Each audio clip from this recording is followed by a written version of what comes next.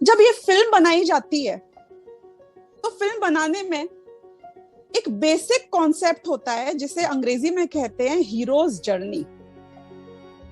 Heroes journey का अर्थ होता है कि जो नायक है, जो मूल पात्र है, वो फिल्म उसकी एक यात्रा होती है। वो फिल्म हमेशा सक्सेसफुल होगी। मैं आपको वो गुर बता रही हूं जो गुर थ्योरेटिकली सारे डायरेक्टर प्रोड्यूसर जानते हैं, लेकिन प्रैक्टिकली शायद फेल हो जाते हैं। कौन सा गुर?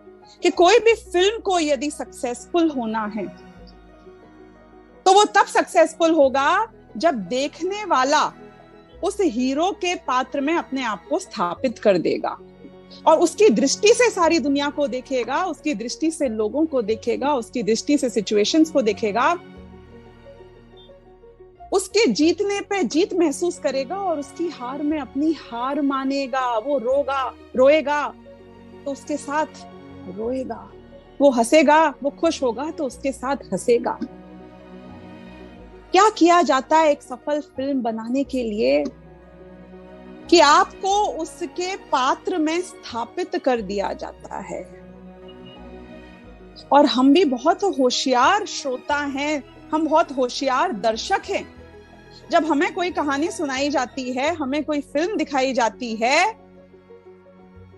हम उस पात्र में अपने आप को स्थापित कर देते हैं, हंसते हैं और रोते भी हैं।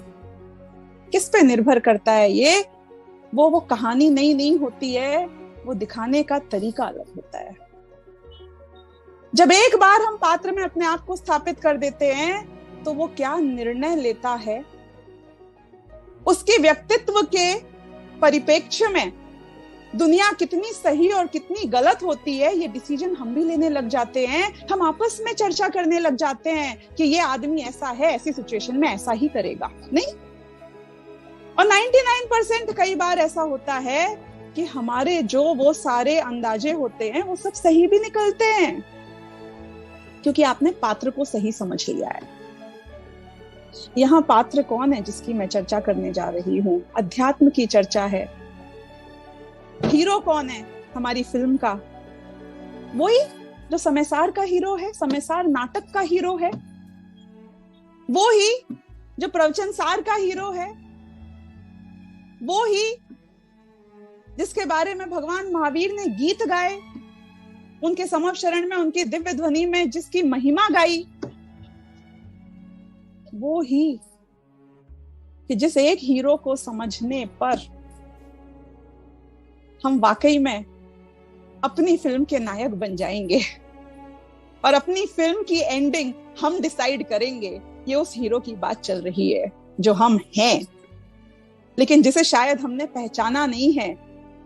ये वो हीरो है जिसने अपनी काबिलियत आज तक देखी ही नहीं। ये जो हीरोज जर्नी होती है ना, उसमें ऐसा भी दिखाते हैं कि वो हीरो शुरू में व्यक्ति तो बहुत अच्छा था, लेकिन उसे पता नहीं था कि उसमें कितनी शक्ति है।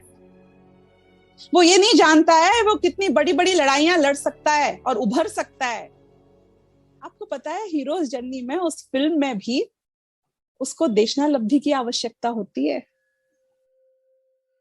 हाँ, और ऐसे संयोग, ऐसी घटनाएं, ऐसी परिस्थितियां होती हैं जहां पे उसे झटके लगते हैं, वो फेल होता है और उसे लगता है कि शायद वो नहीं कर सकता है, लेकिन फिर कोई आके उसे बताता है कि तुझ में वो ताकत है, उठ, जाग, वो तू ही है, you are the chosen one. मतलब तुम्हें नियति ने चुना है, तुम्हें भाग्य ने चुना है, तुम वो स्पेशल हीरो हो जो इस दुनिया में बदलाव ला सकता है, जो सब कुछ बदल सकता है। तुम चाहोगे तो तुम्हारी परिस्थितियां बदल जाएंगी। चाहे उस हीरो की बात करो और चाहे इस हीरो की बात करो, बात तो वही घटित हो रही है। नहीं, लेकिन जो एक कमी मुझ में रह गई है वो ये रह गई है कि मैंने, इस हीरो ने अपने हीरोपने को अभी तक रियलाइज ही नहीं किया है। मेरा अस्तित्व ज्ञान में है और मेरा अस्तित्व आनंद में है।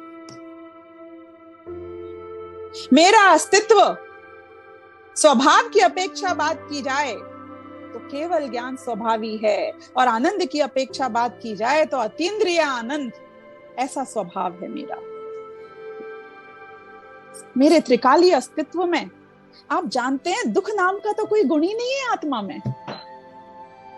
हाँ, ये दुख का अस्तित्व ही नहीं है आत्मा में। दुख का अस्तित्व ना द्रव्य में है, दुख का अस्तित्व ना गुणों में है। ये दुख का अस्तित्व तो एक क्षण की कमजोर पर्याय में है। और मेरा दुश्मन तो इतना कमजोर है कि मैं उसका कुछ ना बिगाड़ूं तो भी एक समय में वो खुद नष्ट हो जाता है। इसका मतलब है कि प्रति समय जो नया दुख पैदा होता है, अगर उसे पैदा होने से रोक दिया तो तेरा काम हो गया।